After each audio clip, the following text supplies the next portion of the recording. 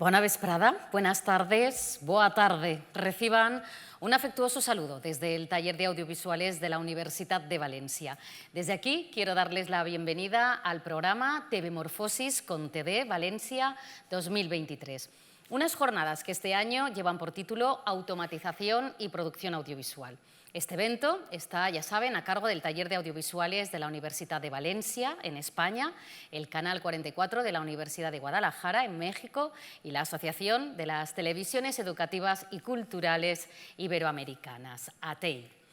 Durante estos 2 días, en este espacio, reuniremos a expertos a nivel internacional para debatir sobre cómo el surgimiento de múltiples herramientas de inteligencia artificial en sus diferentes facetas, texto a audio, texto a vídeo, texto a imagen o traducción, entre otros, y en combinación con la comunicación móvil o la aparición de escenografías virtuales, aumenta las posibilidades de creación de contenidos audiovisuales con dispositivos no profesionales, así como su difusión omnicanal.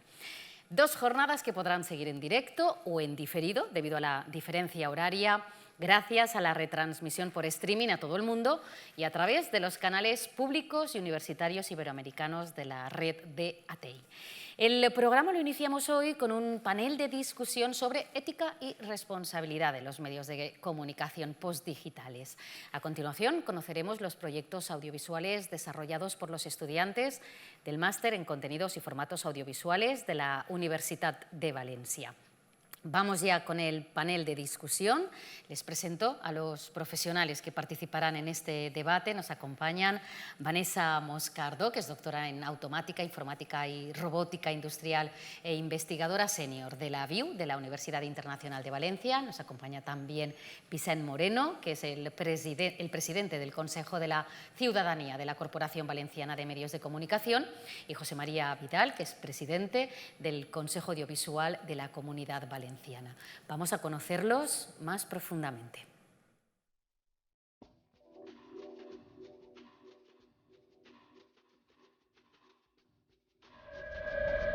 Vanessa Moscardo es doctorada en Automática, Robótica e Informática Industrial por la Universidad Politécnica de Valencia, especializada en inteligencia artificial y experta en análisis y visualización de datos. Actualmente es la responsable del área de Business Intelligence e Inteligencia Artificial aplicada a televisión en Tiris Corp.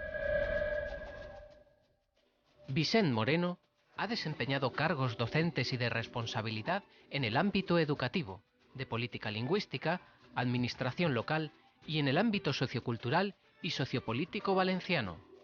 Actualmente es miembro del Consell Social de les Llengües y presidente del Consell de la Ciutadania de la Corporació Valenciana de Mitjans de Comunicació. José María Vidal es presidente del Consell de l'Audiovisual y profesor titular de la Universidad de Valencia. Ha sido jefe de gabinete y área jurídica del Consejo de Administración de Radiotelevisión Valenciana y director general de Cooperación Autonómica, entre otros. En el campo de la investigación, se centra en proyectos sobre desarrollo de la comunicación audiovisual.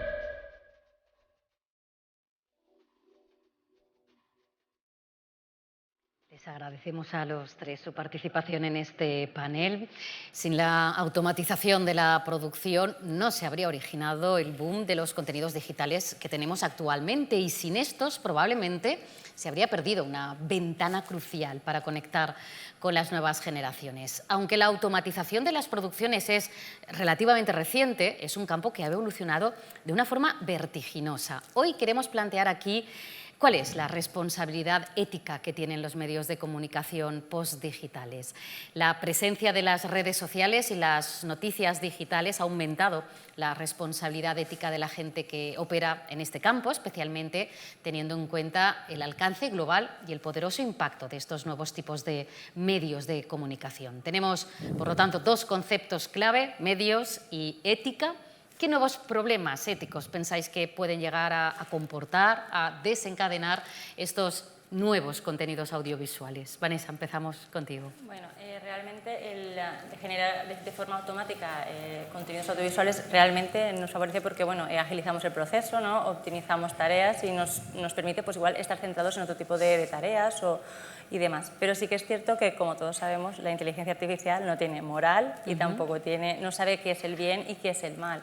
Entonces nos plantea, pues desde la parte, digamos, de la programación, digamos, de estas inteligencias artificiales, tener en cuenta, digamos, que tenemos que controlar o regular esto, porque si no se puede ir, de cierta manera, un poco sin control y acotado de las manos, ¿no? Porque ella por sí sola no piensa, está ¿no? entrenada, como la entrenes. Entonces, tenemos una parte nosotros también de responsabilidad moral y de intentar pues, encauzar contenidos y encauzar bien, digamos, la parte algorítmica, por esa parte.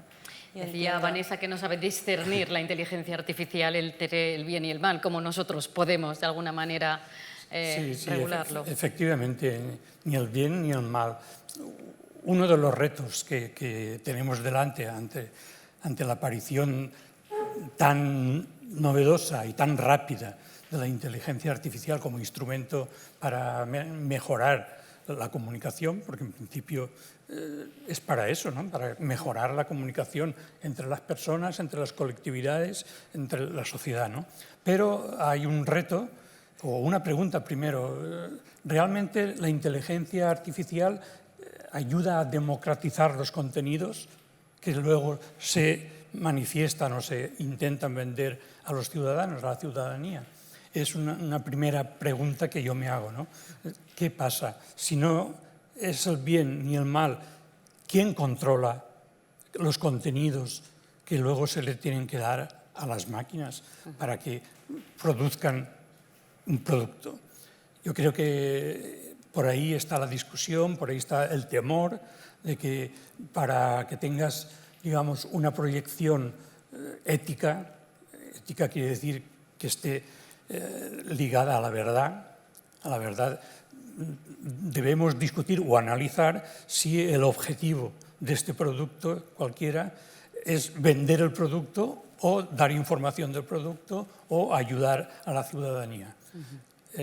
Por ahí veo yo las dificultades. ¿Cómo se puede, ¿no? regular, José María, ese contenido que se puede generar? Incluso se puede llegar a producir un conflicto entre esas normas de comportamiento ético y el deseo de lucro de las empresas que puedan producir o distribuir ese contenido. Sí, evidentemente lo que ha sido, lo que va a ser fundamentalmente a partir de ahora la inteligencia artificial aplicada a los medios supone, yo diría, un nuevo tsunami en ese proceso de tsunamis constantes a lo que nos hemos sometido los medios de comunicación.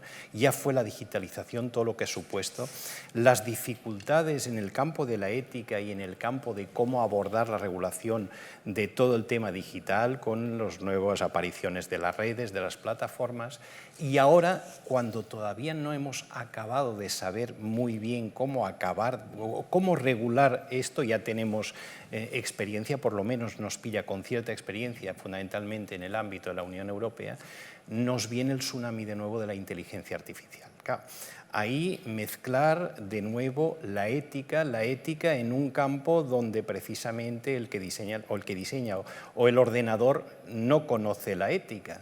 ¿Cómo seremos capaces de articular mecanismos, compromisos sociales o cualquier tipo de regulación para que las empresas que manejan la inteligencia artificial sean capaces de articular la ética dentro de los contenidos, ¿no? Ahí tenemos digamos, un reto importante. Yo lo veo más que como un problema, un reto. Evidentemente no podemos parar la inteligencia artificial, es más, ni siquiera nos podremos acoplar a su ritmo de aprendizaje. Por lo tanto, nosotros ahí es un reto de correr todavía más, aprender lo que hemos aprendido ya con las nuevas regulaciones de los medios en el ámbito digital, en el ámbito de los nuevos medios, de las nuevas plataformas, y sobre esa base aplicarlo a la inteligencia artificial. Estamos, eso sí, todavía en la fase, en el estado de recién nacido. Por lo tanto, hay muchos elementos que después podemos ir comentando que ya se han ya se han probado, por lo menos en el ámbito digital, y que nos pueden servir para intentar aplicarlos en el ámbito de la inteligencia artificial. Estamos en pañales, ¿no? Por lo que decías todavía en este aspecto. Sí, por eso mismo es lo que tenemos que destacar, que la inteligencia artificial no hay que dejarla sola aún, es decir, el humano aún tiene un papel importante, sobre todo en la supervisión, y es el que va a ayudarle a que estos contenidos vayan hacia la buena praxis, ¿no? Es decir, ahora no puedes dejar el resultado que te da un algoritmo de inteligencia artificial, dejarlo por sí solo que haga su función, ¿no?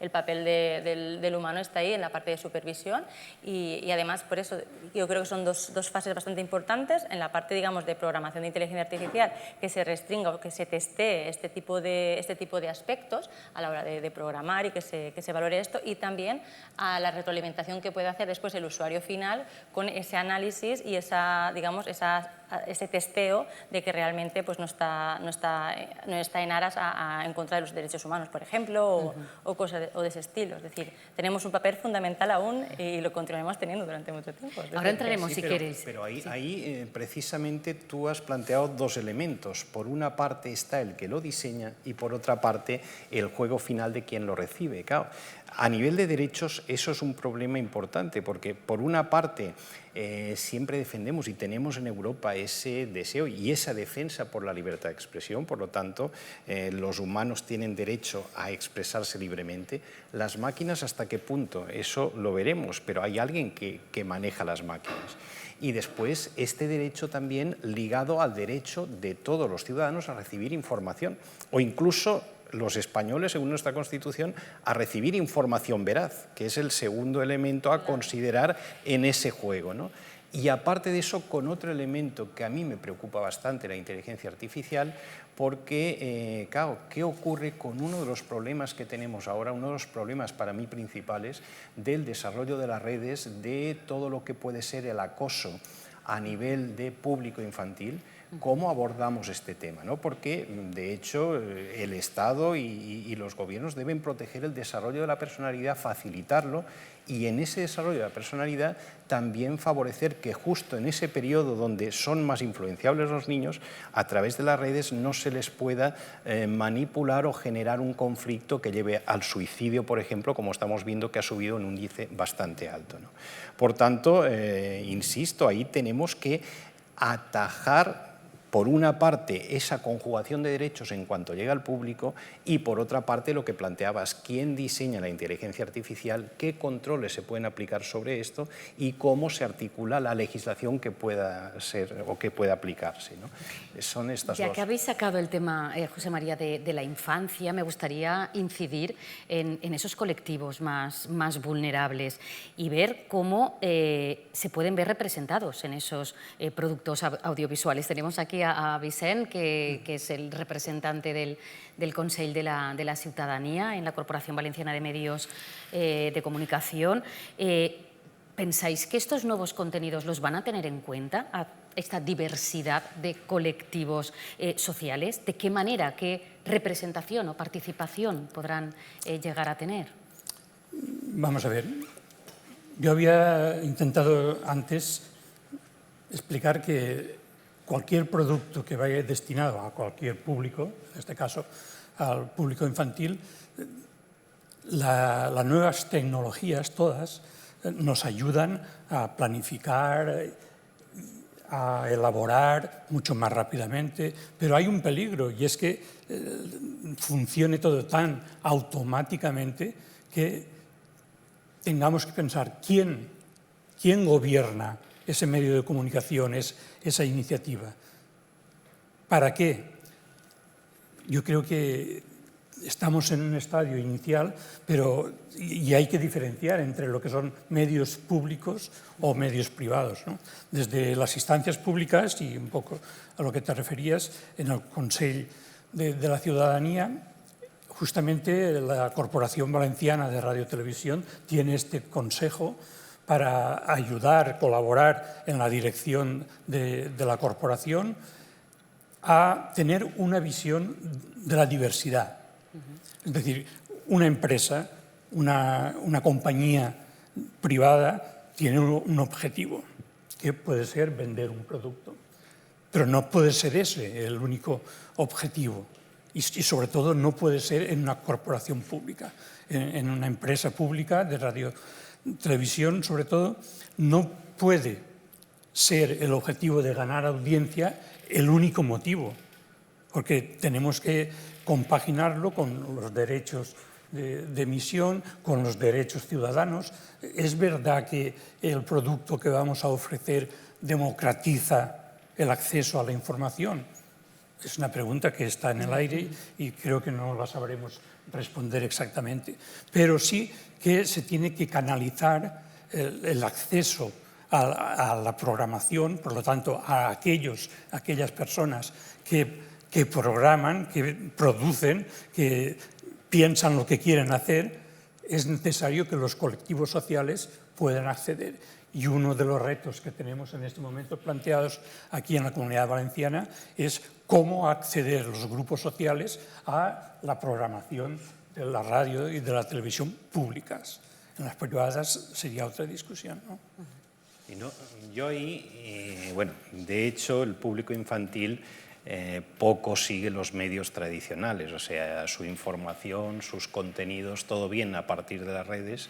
Estas redes que hasta ahora estaban desreguladas se han regulado fundamentalmente a partir de la Directiva 2018 y en España con la ley, pero a nivel de toda Europa ya con la Directiva del 2018 de servicios digitales y de comunicación audiovisual, y después con la Ley de Servicios Digitales actual, ¿no? La Ley Europea también de Servicios Digitales. Y ese para mí es el ámbito concreto. Ellos o la gente joven, por seguir un poco la pregunta que hacías, su forma de comunicarse o de recibir la comunicación es a través de redes y probablemente de redes cerradas. Redes cerradas donde nosotros difícilmente, nosotros me refiero a los medios en general, difícilmente entraremos, pero sí en las redes de mayor amplitud, en las redes, en los youtubers, que ahora ya tienen una forma de, o ya por lo menos tienen unas obligaciones a la hora de comunicarse y de respetar ciertos derechos, ¿no? Esa es una variable en redes abiertas, en plataformas abiertas, donde por lo menos sí que ya tenemos una regulación donde entrar para este público infantil y juvenil que hasta hace 2 años no la teníamos, ¿no? Pero, insisto, esa parte la tenemos ya empezando o la tenemos preparada para lo que son servicios digitales, no para generación de servicios digitales, ¿no? Y para servicios digitales yo creo que hemos avanzado todavía bastante o mucho más con todos los temas, por ejemplo, ahora se refería a los medios públicos y privados, todo el tema de la pluralidad. En Europa estamos o se está aprobando una norma, un reglamento europeo de pluralidad y defensa de los medios y de los periodistas, que esta es la segunda variable importante. Defender los medios tradicionales, públicos y privados, defender también a los periodistas en su labor, periodistas o comunicadores en general, a mí me gusta más llamarle comunicadores, en su labor de difusión, ¿no?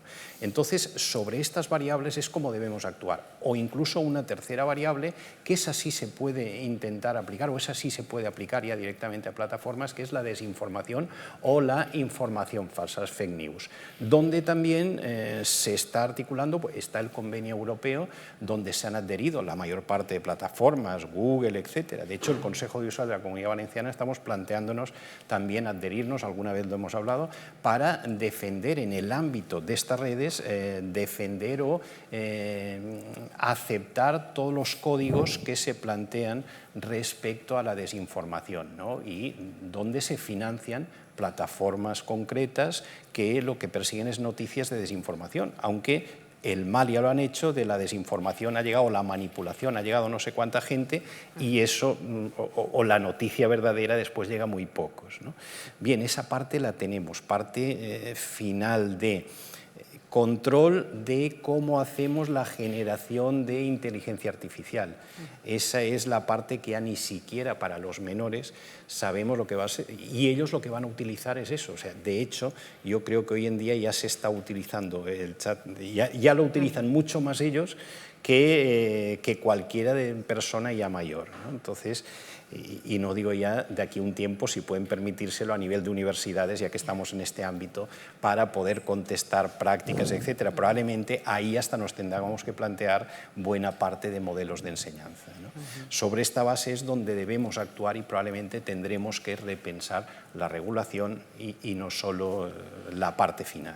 Claro, porque de qué manera, ¿no?, se deberían de regular todos estos contenidos audiovisuales, y no sé ni siquiera si deberíamos de poder especificar, si podemos decir cuáles deberían de ser los límites de la inteligencia artificial. Claro, nada, a ver, es que como ya más o menos he dicho antes, es que no hay, la inteligencia artificial, si se quiere, no tiene límites, ¿no? Podemos continuar explorando y los límites lo pone. Quien lo va a poner va a ser la regulación y la moral. Entonces yo creo que tiene que ser un compromiso de que las propias empresas que se dediquen a estos temas de inteligencia artificial, nosotros ahora cuando trabajamos pasamos test pues, para valorar, digamos, la eficacia de un algoritmo, la eficiencia, pues quizás también se me ocurre que tendría que ir apoyado también de una parte de testeo, pero a nivel más de este tipo, ¿no? De que cumple una serie de regulaciones, que además de todo lo que se está valorando, la eficacia de un algoritmo, de un modelo predictivo, de lo que sea, ver que los objetivos de este tipo de modelos están alineados y no restringen ningún tipo de regulación, pero por eso ahí hay mucho que explorar. Pero yo creo que la regulación tiene que estar tanto en la parte, tiene que estar controlada tanto desde la parte que programa ¿no?, de empresas dedicadas a este tipo de inteligencia artificial, como en la última parte para tenerlo ya todo más acotado. Y tiene que ser como un compromiso de ambas partes. Sí, pero yo veo una parte del problema en que la información que se tiene que dar en el producto ha de ser una información, por una parte, veraz, que sea auténtica, y por otra, que respete las divergencias y la diversidad de personas que van a recibir el producto. Eso no está claro, porque si no conocemos quién elabora las directrices para que las máquinas nos controlen, si no conocemos qué objetivo persiguen aquellos que están diseñando cualquier producto, es difícil que luego sea una información transparente, una información veraz, una información lícita, y no digamos ya todo el tema de la confidencialidad de los datos, ¿no? Vicente, pero es que aquí creo que hay un problema añadido, es que las máquinas superan a los programadores. El problema con la inteligencia artificial es que el programador programa, que con el mundo digital eso lo sabíamos, pero es que ahora la máquina puede superar al programador. Tú le programas, pero la máquina trabaja sobre sí misma y el resultado final puede ser muy distinto o incluso que el que no haya previsto el programador. Hay soluciones. A día de hoy, insisto, no las hay. Sí que con la legislación que se ha hecho hasta ahora hay una fase, o hay dos elementos, yo creo que fundamentales, son los que podemos entrar. Por una parte está el tema de alfabetización mediática, entendido en términos generales. A mí no me acaba de gustar el nombre, pero bueno, llamémosle alfabetización mediática, que es el más común. Y después, la otra parte, que es por donde va parte de la directiva y parte de la normativa de los países europeos, en el sentido de que la ley no puede llegar a esto. La ley no puede llegar a... Primera, las leyes no les gusta coartar la libertad de expresión. Entonces, a los programadores no vamos a decirles no sé qué. Bueno, pues ya estarán los padres para controlar, depende qué cosa, pero no vamos a decirle a un programador que no puede poner la palabra no tal o la palabra tal.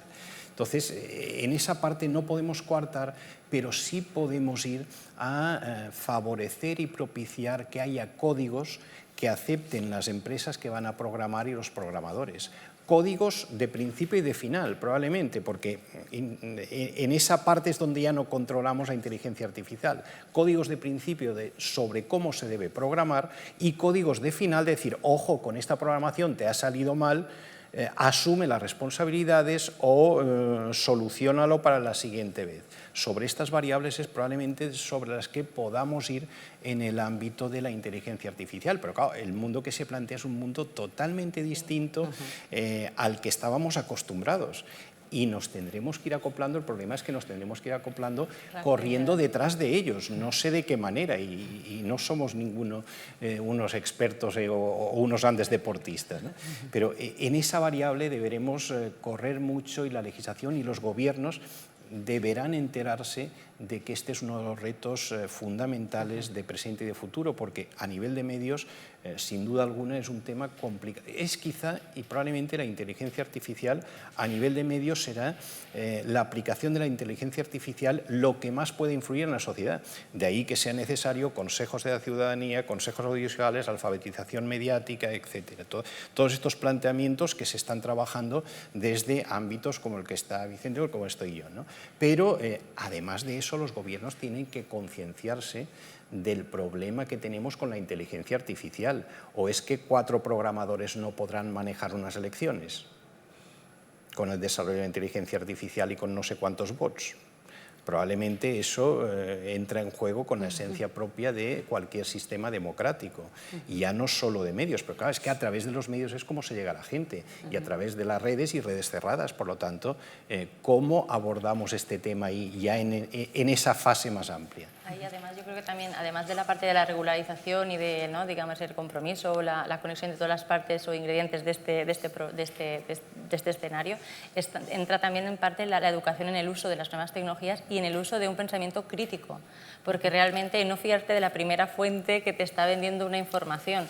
Si antes de la inteligencia artificial ya se promulgaba, ¿no?, comprobar fuentes, porque así te enriqueces y ves distintos puntos de vista, porque hay ideologías distintas, este medio te da esta ideología, el otro te da el otro, y lo hacías, ¿no? O decías, pues bueno, ahora leo este periódico, ahora leo el otro, y bueno, hago mi propia opinión. Entonces ahora, el drama es que no se caiga en que lo que me da, la primera noticia que me da este medio es el que me tengo que creer, o este algoritmo, o esta IA es de lo que me tengo que creer, ¿no? Tenemos que continuar promoviendo este tipo de educación y de un pensamiento crítico.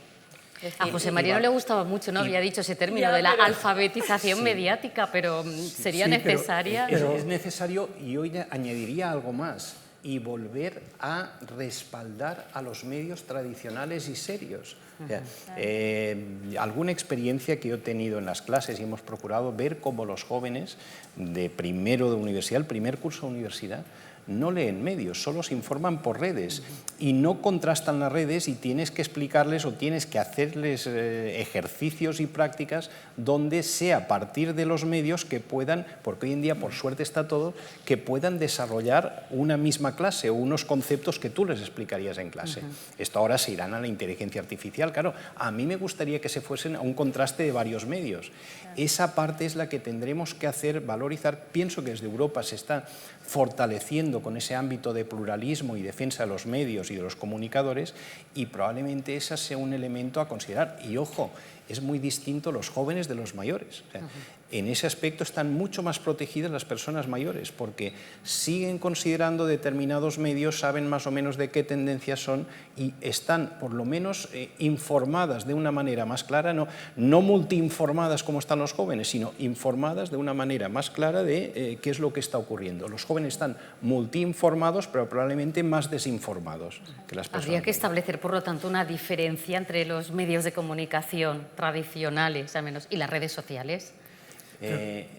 Abordar de manera distinta probablemente su regulación, o abordar primero todos, que entren todos, porque hasta ahora las redes sociales no entraban en la regulación, o las plataformas no entraban, ahora ya entran, por lo menos ya se ha abordado, pero después respaldar a cada uno u otro en razón de esa seriedad, los elementos de qué medios dan información constante, qué medios verifican, qué medios no verifican, qué medios se han colado una o dos veces por dar la información demasiado rápida.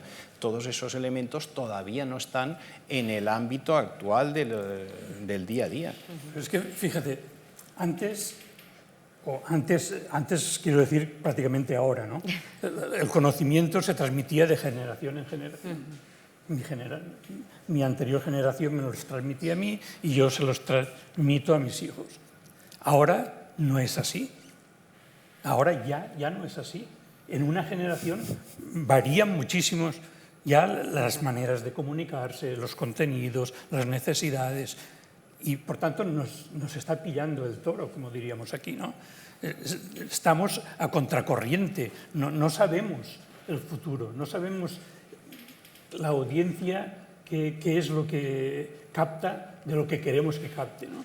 Y además la alfabetización que tú comentabas tiene es imprescindible, es necesaria, pero tiene la parte negativa de que deja a una parte de la sociedad fuera.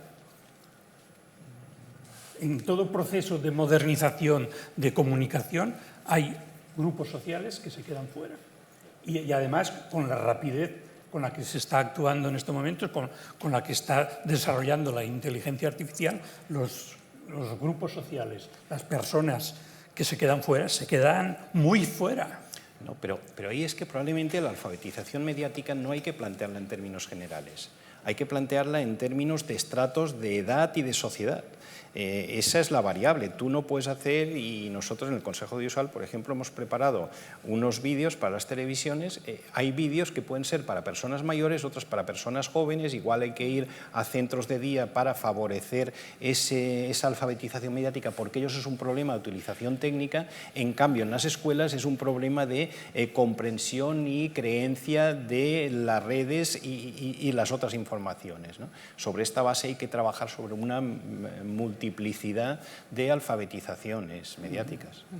Hemos hablado un poco de las dudas, ¿no?, éticas que nos surgen, que se plantean con la aparición de estos nuevos formatos. Me gustaría también hablar un poco del peligro que podría existir con esa mecanización de los contenidos audiovisuales, porque últimamente está como muy en boga, muy de moda hablar de la cultura del esfuerzo, y me gustaría también plantearos si pensáis que esa cultura del esfuerzo se podría ver diluida o incluso que pudiera ir desapareciendo y vayámonos y nos podamos ir apartando, ¿no?, de esa colectividad debido a estos contenidos nuevos, y que vayan fomentando la individualización cada vez más. Sí, eso está un poco con lo que estaba diciendo yo ahora, ¿no? La exclusión, pero también, digamos, los mensajes neoliberales que en este momento están actuando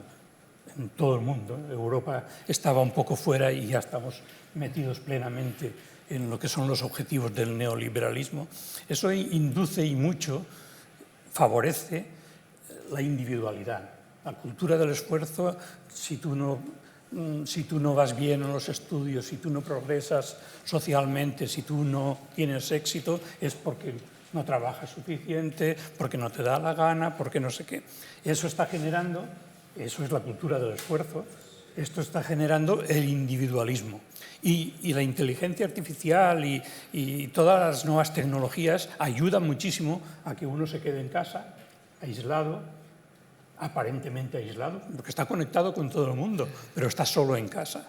Y por tanto se está fomentando la individualidad. Y eso genera también frustración social. Eso genera no participación social, no entender cuáles son los mecanismos sociales de participación, de colaboración, porque cada uno... La colectividad. Sí, y tenemos un peligro, yo creo que bastante claro, de la individualidad y la no colaboración como objetivo de la formación. Y por lo tanto, desde los programadores, desde los medios, eso se tiene que contemplar. No podemos o no debemos, o sí, desde el neoliberalismo se dice que sí. Pero desde los medios se debería de fomentar, pero no es culpa de la inteligencia artificial como tal, o sea, porque yo pienso que la cultura del esfuerzo se está manteniendo. Lo que pasa es que la inteligencia artificial te ayuda o te beneficia en cuanto a que ese esfuerzo se diluye hacia otro lado. O sea, ya, por ejemplo, no tienes que esforzarte tanto en generar desde cero un contenido, sino que realmente, pues bueno, pues parto de una hoja no en blanco, la maqueto, la tal, y yo le doy a mi imaginación. Entonces, mi esfuerzo continúa estando, pero está centrado en otro. Es decir, verlo como una oportunidad para que lo que se puede mecanizar o algo que te puede dar ayuda, pues coger la ayuda y mantener ese esfuerzo, porque el humano va a tener que continuar esforzándose. Entonces, el problema es que antes eso lo hacíamos con una máquina, mecanizábamos el apretar tornillos. Ahora mecanizamos la inteligencia. Y mecanizar la inteligencia significa que van a pensar por nosotros. Yo no quiero entrar en qué significa eso. Y ese pensar por nosotros supone, sí, un ahorro en la cultura del esfuerzo, o sea, el esfuerzo que tenemos que hacer es eso, pero hay una segunda pata. También esa máquina te va a crear, o sea, la cultura de la creatividad. ¿Desde cuándo los cuadros de Picasso, de Miró, etcétera, no los va a inventar o no los va a hacer una máquina o la inteligencia artificial?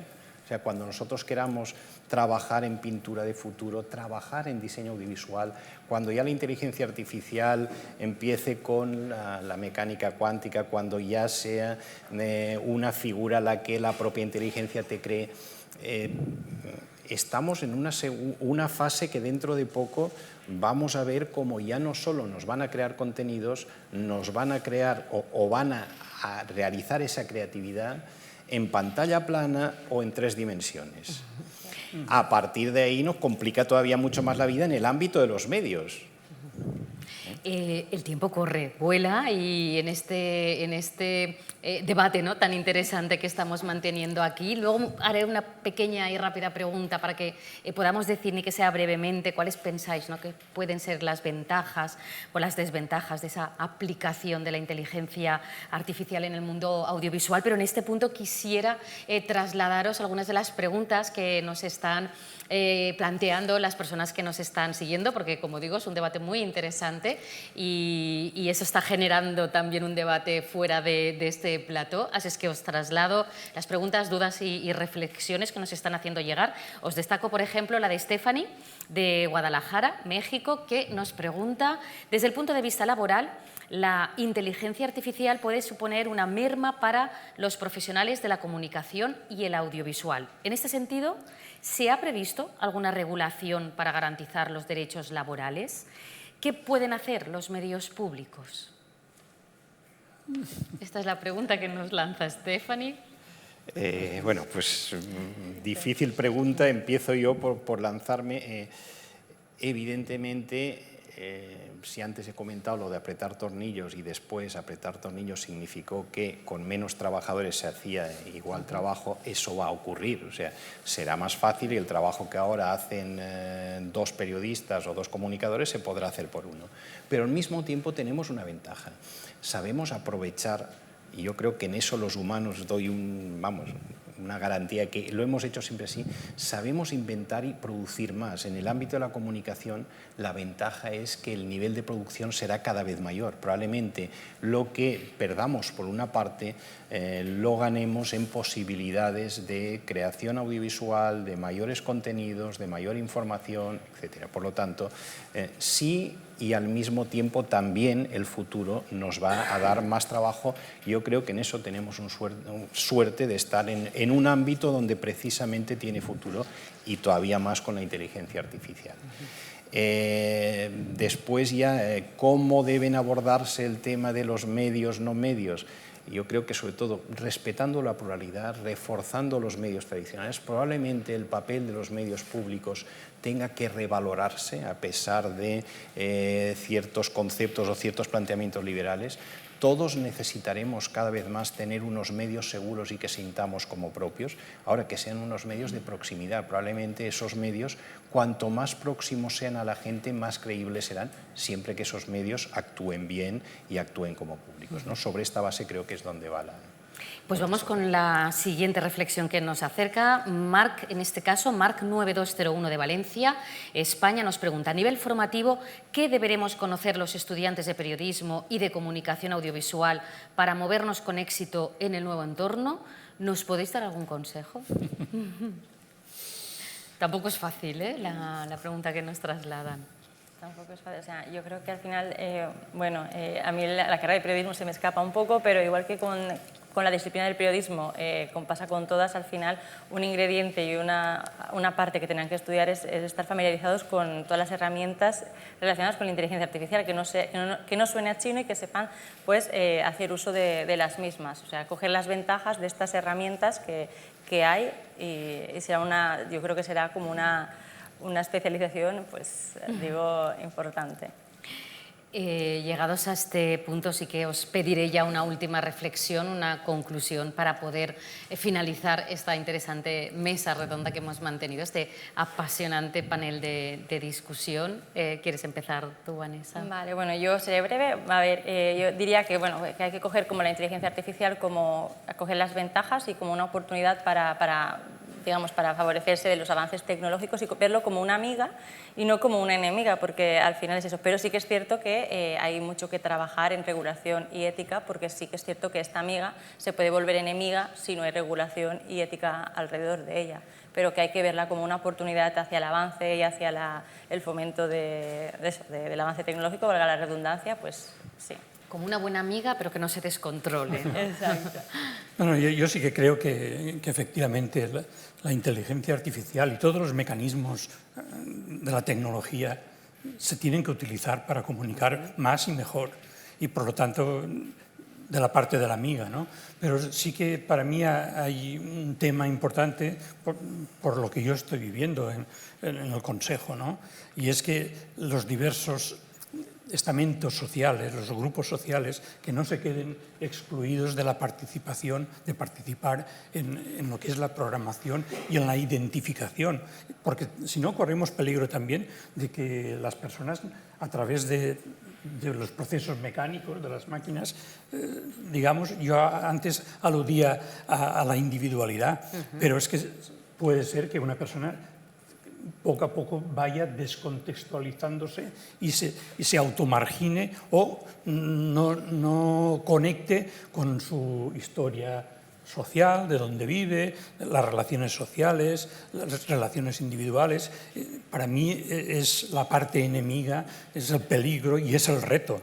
Es el reto de todas las personas que vayan a tener responsabilidades de cómo conjugar todas estas posibilidades. Reto probablemente haya sido, José María, la palabra que más ha estado saliendo durante este panel. Te pedimos también esa conclusión final. Sí, hombre, y yo sobre todo lo importante es primero asumir que ha llegado, se va a quedar y lo vamos a necesitar. Por lo tanto, asumamos esto, planteémonoslo como una oportunidad. Yo creo que si lo acertamos va a ser una oportunidad de avanzar hacia el futuro y además una oportunidad que no podemos evitar, estará ahí y estará cada vez más. Esa es una parte importante y después, en tercer lugar, lo habéis dicho, es que es el reto. Lo que pasa es que tendremos que acoplarnos, evidentemente, cuando los alumnos vayan a hacer periodismo, pues unas asignaturas, y tenemos ya ejemplos de Ecuador donde se está planteando, pero es que unas asignaturas va a ser cómo manejamos la inteligencia artificial, cómo la utilizamos en ámbitos de contenido escrito, en ámbitos de contenido audiovisual. Entonces, lo que pasa es que, claro, bueno, tendremos que ir trabajando día a día, aprender los que somos más mayores todo esto, y los jóvenes poco a poco ya vendrán nacidos con ellos. Los que empiecen ahora, los niños pequeños, ya estos lo tendrán asumido, van a trabajar sobre ello, lo mismo que nos ha pasado a nosotros con otras, digamos, invenciones. Entonces, bueno, lo tenemos ahí, asumámoslo, trabajémoslo y adelante con ello. Pues con esta reflexión ponemos el punto y final a este panel. Vanessa Moscardo, Vicent Marco, José María Vidal. Ha sido un placer teneros hoy con nosotros y hablar y discutir sobre este asunto. Gracias. Buenas tardes. Gracias. Gracias.